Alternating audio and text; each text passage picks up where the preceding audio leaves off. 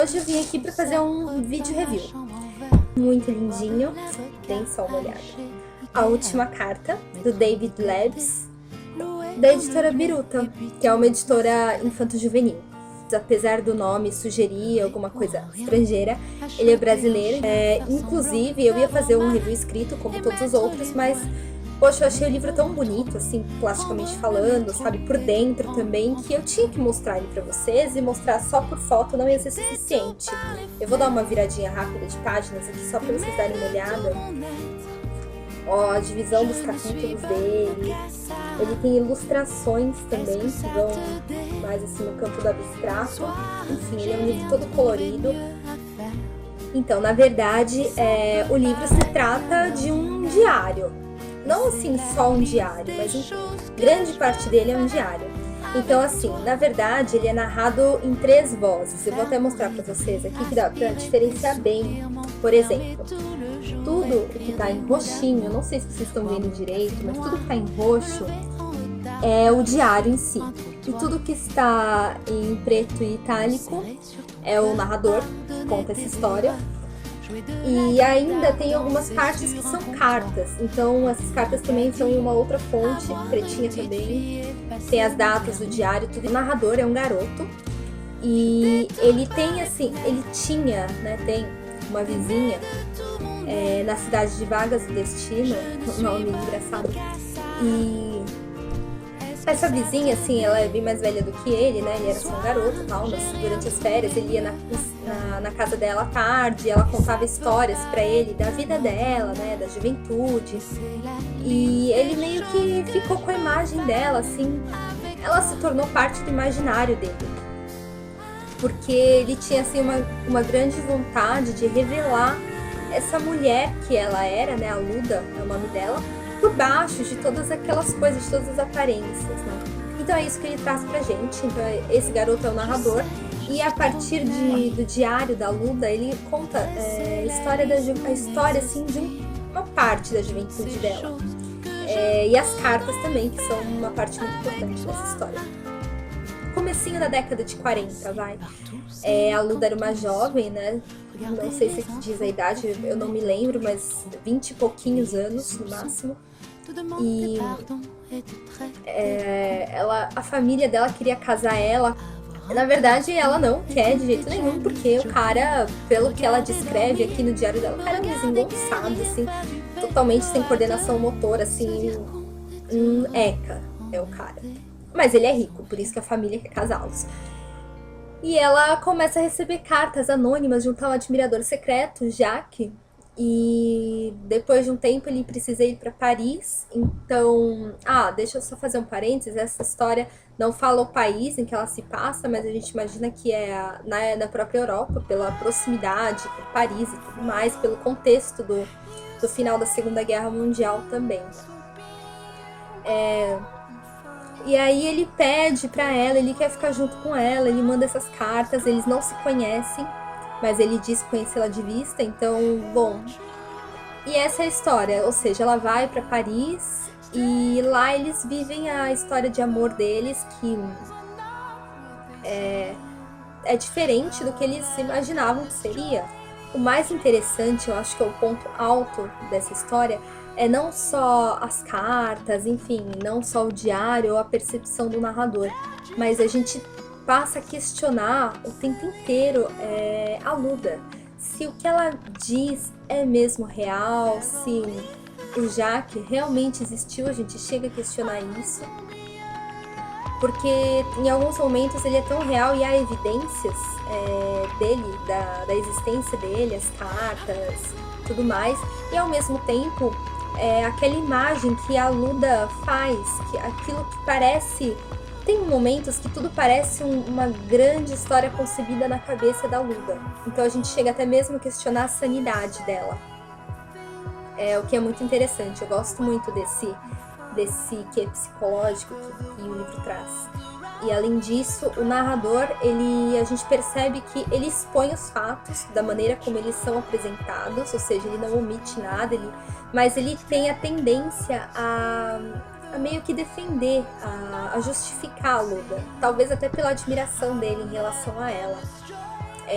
Uma coisa bem interessante também é que assim, o diário ele tem certas lacunas.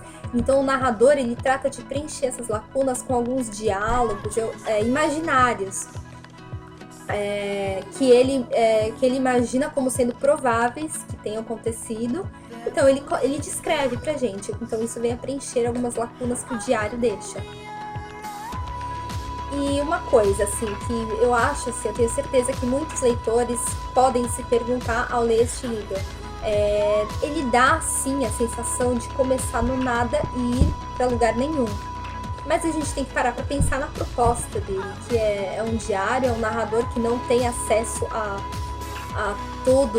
todas as informações da vida da Luda, ou seja, ele tem aquilo que foi passado a ele, aquilo que ela contou também, então ele tenta juntar esse quebra-cabeça e compor mostrar pra gente quem era essa Luda, o que aconteceu com ela neste período da vida dela.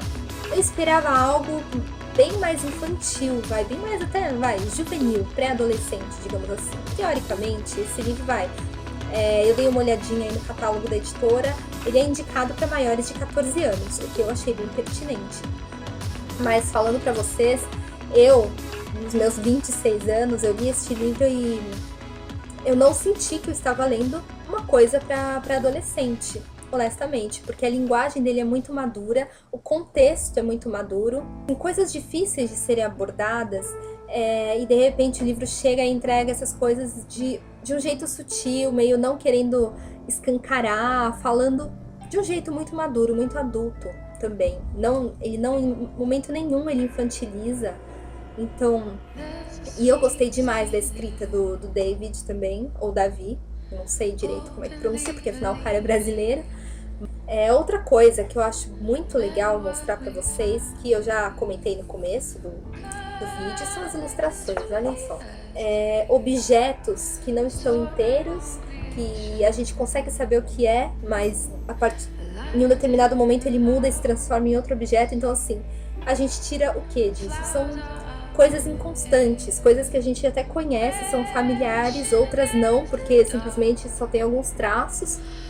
E são coisas que mudam o tempo todo, que na verdade ela não sabe se quer ser uma coisa ou quer ser outra, então ela vira e é as duas ao mesmo tempo, e de repente ela vira nenhuma. Então assim, eu coloquei isso bem em cima mesmo do que a personagem da Luda significa, porque no livro ela meio que busca também por uma identidade, ela busca por si mesma, por coisas que ela acredita, e ao mesmo tempo ela parece estar um pouco desajustada no contexto que ela está inserida, seja na família dela, seja mesmo no tempo dela, no local em que ela está, em que ela mora. Ela não consegue se encontrar muito bem, então ela tem essa inconstância, essa quantidade de ideias fervilhando na cabeça. Ao mesmo tempo a gente não sabe se ela é ou não é, o que ela quer ou não quer, entendeu? Às vezes nem ela sabe. Então essa inconstância toda, esse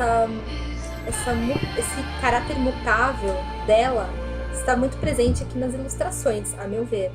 Então elas podem ser interpretadas de inúmeras maneiras.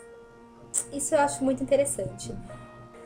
Que há muitos motivos para ler este livro e eu não consigo citar um só porque todos eles são ligados, né? Eu diria que é um livro sensível, é um livro bastante subjetivo e assim, por isso que eu gostei tanto dele. E essa brincadeira do que é real, do que é falso, essa coisa de deixar o leitor pensando e analisando o que ele vê, porque assim, o narrador investiga a Luda, mas o leitor também passa a investigar, então isso é muito legal, é um grande motivo para ler esse livro. Eu diria que foi uma experiência surpreendente, porque como eu falei para vocês no início, eu não esperava que fosse ser um livro tão maduro, um livro que falasse diretamente com o leitor, não importa a idade dele, ou seja, você pode dar isso na mão de um adolescente um pouquinho mais maduro e ele vai se deliciar, assim como para um adulto, para um jovem adulto, assim como eu gostei muito. Se ninguém tivesse me falado, se eu não soubesse, eu não diria que este é um livro juvenil, aliás, para ser mais exata.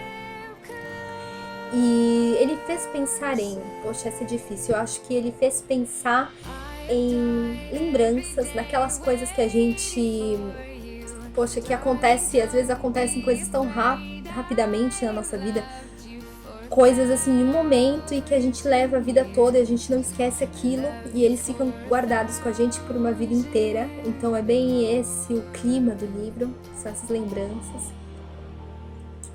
Também fez pensar em conversas epistolares. Eu gosto muito, às vezes eu acho que eu sou das antigas, eu gosto muito de cartas, do escrever à mão mesmo, sabe? Do esperar chegar o carteiro, esse sentimento assim que talvez esteja um pouco perdido hoje em dia. Eu tenho alguns poucos amigos com os quais eu ainda converso por carta, e é muito legal isso. É uma coisa que eu não gostaria nunca de perder ou de deixar de fazer, porque é um sentimento diferente, né? Não sei, mandar uma carta para alguém, receber uma carta, é sempre uma surpresa. Então são essas pequenas lembranças, essas coisas mais de uns anos passados que esse livro trouxe à tona na minha cabeça. O que mais que eu posso dizer que me fez a pensar? Bom, como uma boa parte da história se passa em Paris, não tem como não pensar em Paris e tentar imaginar a Paris do final da Segunda Guerra Mundial, que também é um ponto histórico muito importante assim, que o livro traz, um momento, né, bastante interessante. É isso. Eu não sei se eu consegui passar para vocês a essência do livro, o quanto eu achei ele bom, o quanto eu achei ele surpreendente, o quanto vale a pena ler A Última Carta. Mas eu espero que vocês tenham gostado, e qualquer dúvida que vocês tenham, porque talvez assim, o vídeo review a gente vai falando e deixa escapar algumas coisas. Qualquer dúvida que vocês tenham, vocês podem deixar aqui nos comentários. Eu vou responder aqui mesmo nos comentários, gente. E acreditem, é um livro sensacional. Eu gostei muito. É um livro, assim, bem introspectivo, é verdade. Então é isso. Até a próxima, gente. Beijinhos.